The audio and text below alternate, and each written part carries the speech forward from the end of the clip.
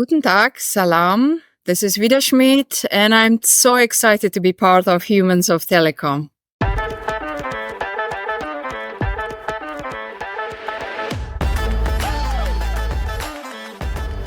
Hey everyone, a very warm welcome to Humans of Telecom, the Unplugged podcast.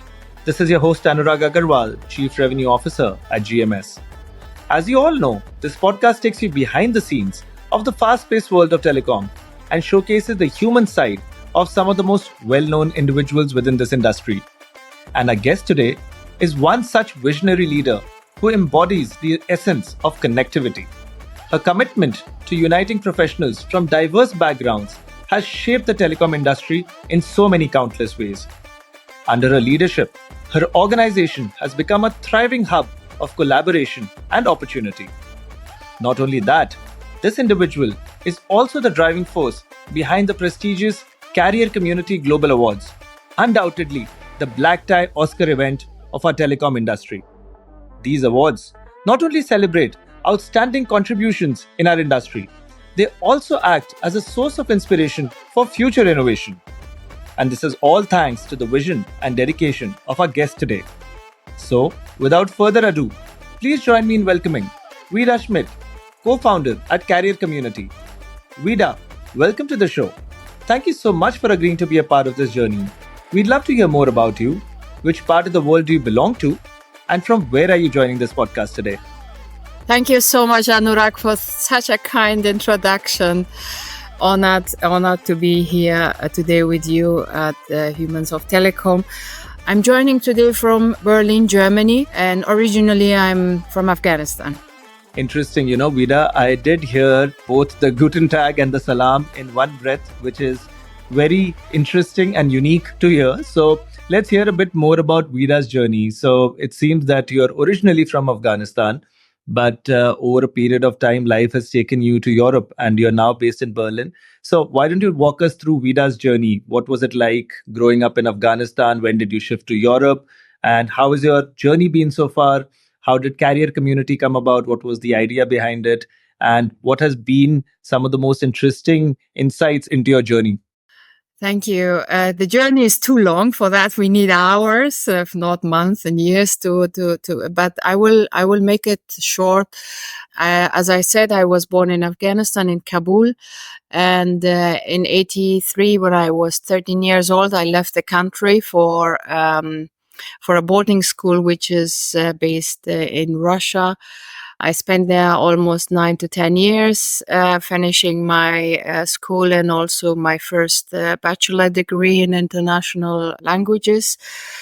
I was inspired in my boarding school by so many different nationalities there, and that was first time I was exposed to schoolmates from Africa, South America, Middle East, and other parts of the world there. And after being in Russia, and due to the war in Afghanistan, we were not able to go back. So we decided to enter Germany as immigrants and take it from there. So first couple of years, of course, in 1992, I came to Germany as an immigrant, and I was one of those luckiest to have the work permit and also being able to stay in Germany, and my case was approved. And so in 96, I tried to then build up my language skills and also further to be able to get to know the German language. And after in 98,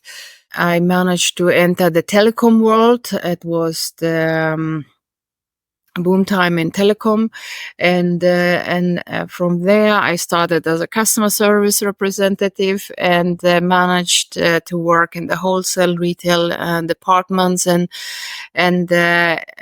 joined eventually also the technology company Nortel in Frankfurt. After my dream was to work in London and also which is the cosmopolitan city in the world, and extend my capabilities and experiences further in the telecom world. And so I moved to join the Epsilon Telecom in London in 2003 onwards, and spent a few years in London. Working for the company, and somehow I always wanted to have my own venture and manage my own company. So in 2007, my former boss, Andreas Hipp, we had an idea and said, "Hey, Wida, we don't have in our telecom wholesaler community where everyone can join, regardless of their background and size and religion and etc. So a community that we always can anytime belong to, join, and a transparent one platform that everyone can use to connect and of course do business." So I said, okay, I wanted to build a family. I decided to found it together with him. And so we started that new venture. Andreas was working for Epsilon, of course, back then. So he had less time to also spend in developing. So 2007 was the year when Carrier Community was born. And then from there, I tried to bring up commitments and hard work and build it up from scratch. Today, everyone is enjoying the platform and its benefits, and we have more than, from 0 to 9,000 members globally. We reach today and build up truly global footprint with so Carrier Community is now an event and media house, and we are serving our community members.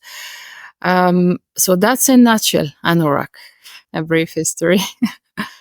Interesting. I wasn't aware that you would have so much of a backstory to where you are today, and starting in Afghanistan, moving to Russia, coming as an immigrant into Germany, and today becoming the cornerstone of the telecom space, at least our wholesale carrier community, with such a thriving event and a media house, as you mentioned. Amazing, Vida. So, Vida, within this entire journey, if there are one or two moments which are extremely impactful, is there something you can share with our listeners? I mean, there were quite a few impactful moments, but one of the, I think, impactful one was in that throughout this journey, I think a recent one was this COVID time that we all kind of went through it and gained our own experience, life experience also. I think that was a kind of impactful moment in my career, because I had a huge responsibility to manage a team to retain them in this COVID time. And I was amazed and surprised how much a strong team can play in pushing boundaries and building up companies. So that I would describe as an impactful moment in my career, but a recent one that I can think of. Mm-hmm. Interesting, Vida. And Vida, since you mentioned that you have a community which is 9,000 members strong, so many people all across the industry, almost anyone who's within our space knows about the carrier community and knows about Vida. But while we know about Vida, if I ask you that tell us something shocking or unknown about you, which most of us don't know, what would that one thing be? I think I like Bollywood songs. Okay, that's interesting for me to hear. Let's hear more about that. How did that come about? Well, you see, Afghanistan and India, they have very close ties historically, but also, and of course, the Bollywood industry was quite, famous also in Afghanistan. So we had that exposure to that industry, Bollywood films, when I was kid, till the age of 6. So I learned through that the Urdu language, and that's remained and till now I think I watch one or the other one. I'm not a regular, watcher or listener, but from time to time, if I like something, I watched. Wonderful. So, Veera, next time when we are crossing paths and we are meeting at one of your carrier community events, I'll make sure that you are put up on stage and we all get a chance to hear Vida sing one of our beloved Bollywood songs. I'll hold you to that. Wonderful. All right. And other than your interest in Bollywood songs, is there anything else which Vida likes to do that helps her recharge? Any passion, any interests that you can share with our listeners? Okay, when it comes to me, so we all have, a challenging life and high pressure and delivering and responsibilities and managing teams. So we need some kind of time off ourselves. And I typically like to do, sport and cooking, gardening. Also, I love them. And but normally to recharge batteries, we normally take holidays, like doing some activities such as climbing or hiking on the mountains. So those kind of activities helps me to recharge and, besides reading, as usually. Wonderful. So, Vida, other than jet setting all across the globe, we can see that you do have other interests also, which include hiking and other sports. And I think that explains your level of fitness. Whenever I've interacted with you, whenever I've seen you, one sees you as so visible on LinkedIn, for example. One always sees somebody who's extremely fit and somebody who's full of energy. So I think now I can understand the reason behind it. Amazing. And now, Vida, we play a game with our guests, and it's a pretty interesting one. We ask our guests to share three statements with us. Two have to be truths, and one has to be a lie. And I try my level best to guess which one is a lie. Over a period of time, I've been improving. Sometimes I suck really badly at it. But let's hope we have some three very interesting statements from Vida, and we'll try and figure out which ones are the truths and which ones are lies. So, do we have three statements today? Yes, I do, Anurag.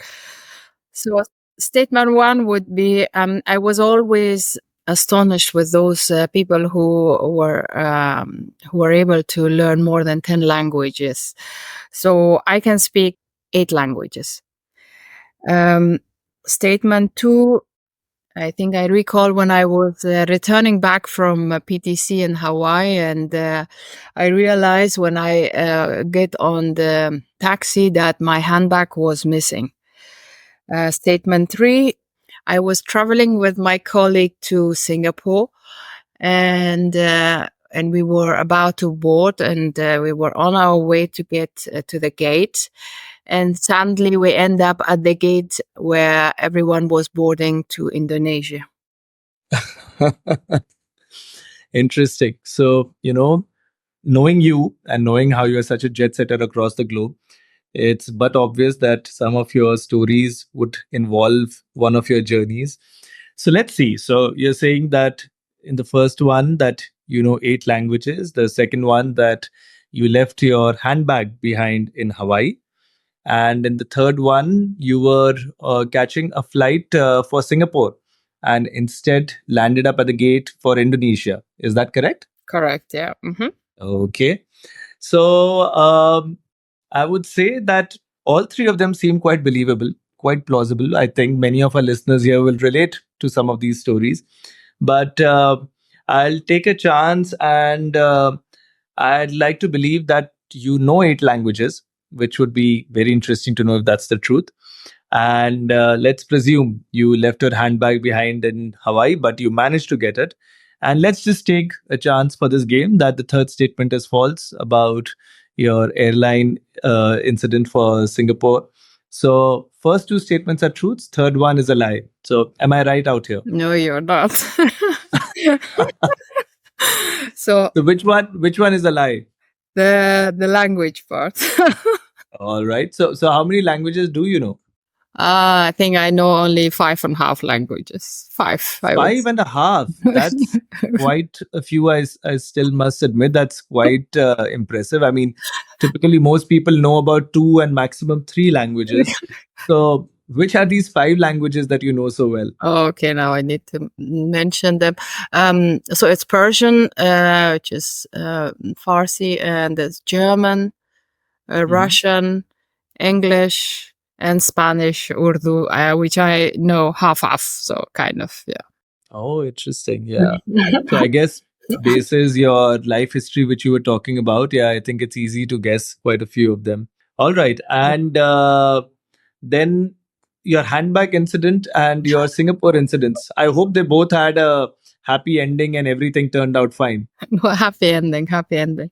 So the handbag was in the airplane, so I managed to get it next day.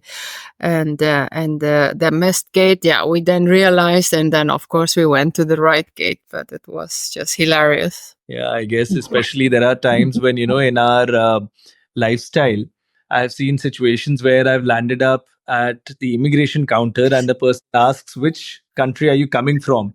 And there are moments when you just flash out, you just Yeah, completely forget where you're coming from and everything is so hazy. that's So I can totally imagine some of these incidents. true. All right. So that was an interesting one, Vida. And the last question now of this section, that in your interesting life, which you've narrated to us, if there's one thing that you could change about it, what would that one thing be? I think to learn French than Spanish.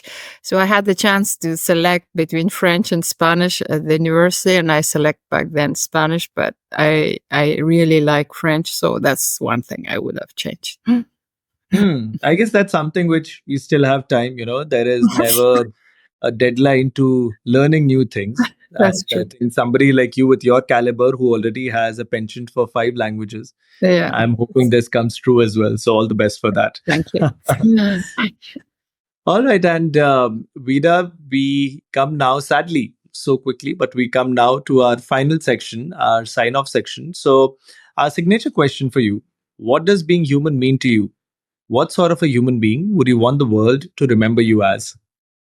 I would say uh, I want the world to remember me as a helpful, caring, respectful, and kind human. And for me, same values matters for being a human.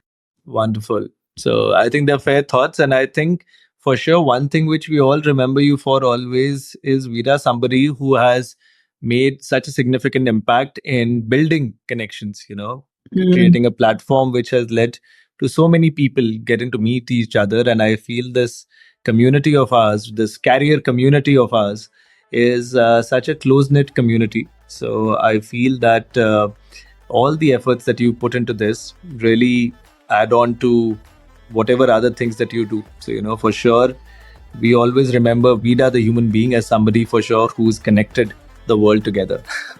Thank you.